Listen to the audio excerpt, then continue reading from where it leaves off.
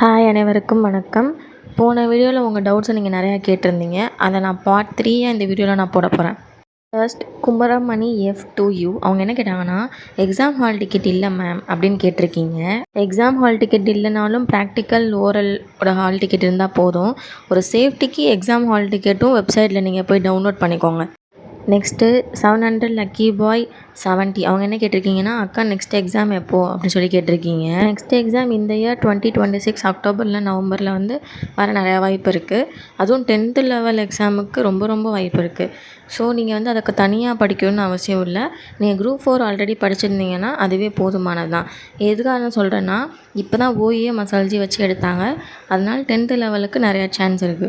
Next Swathi 1306 அவங்க என்ன கேட்டிருக்கீங்கன்னா, 72 73 update சொல்லுங்கக்கா அப்படின்னு போட்டிருக்கீங்க. 72 and 73க்கான அப்டேட் என்னை பொறுத்த வரைக்கும் ஜூலை 3rd வீக் வச்சு உங்களுக்கு ஆகஸ்ட் 1st வீக் இல்லைனா 2nd வீக்கில் உங்களுக்கு ப்ராக்டிக்கல் இருக்கும். எதை வச்சு நான் சொல்கிறேன் அப்படின்னா, இப்போ தான் டிஸ்ட்ரிக் கோர்ட்டுக்கான ப்ராசஸ் போயிட்டுருக்கு. இந்த டிஸ்ட்ரிக் கோர்ட் ப்ராசஸ் முடிஞ்சோன்னா நெக்ஸ்ட்டு ஹைகோர்ட்டோட அப்டேட்டு தான் இருக்கும். அது உங்களுக்காக மட்டும்தான் இருக்கும். ஸோ ப்ராக்டிக்கலுக்கு நீங்கள் இப்போவே ரெடியாக இருந்துக்கோங்க.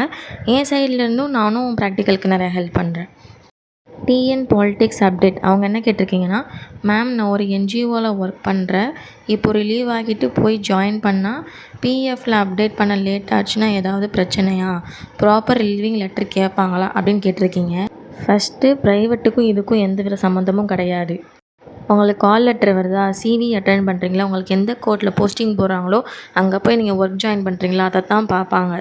இதுக்கு முன்னாடி நீங்கள் எந்த கம்பெனியில் வேலை பார்த்தீங்க, ப்ராப்பராக ரெடி பண்ணீங்களா, உங்கள் மேலே பிளாக் மார்க் இருக்கா அப்படின்னு எந்த வித கேள்வியும் கேட்க மாட்டாங்க. இதே மாதிரி நீங்கள் கவர்மெண்ட்டில் வேலை பார்த்தீங்க அப்படின்னா மட்டும்தான் உங்களுக்கு என்ஓசி சர்டிஃபிகேட் சப்மிட் பண்ண சொல்லுவாங்க.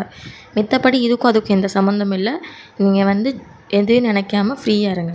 இது மாதிரி உங்களுக்கும் டவுட்ஸ் இருந்துச்சுன்னா கமெண்ட் பண்ணுங்கள். நெக்ஸ்ட் வீடியோ நான் போடுறேன்.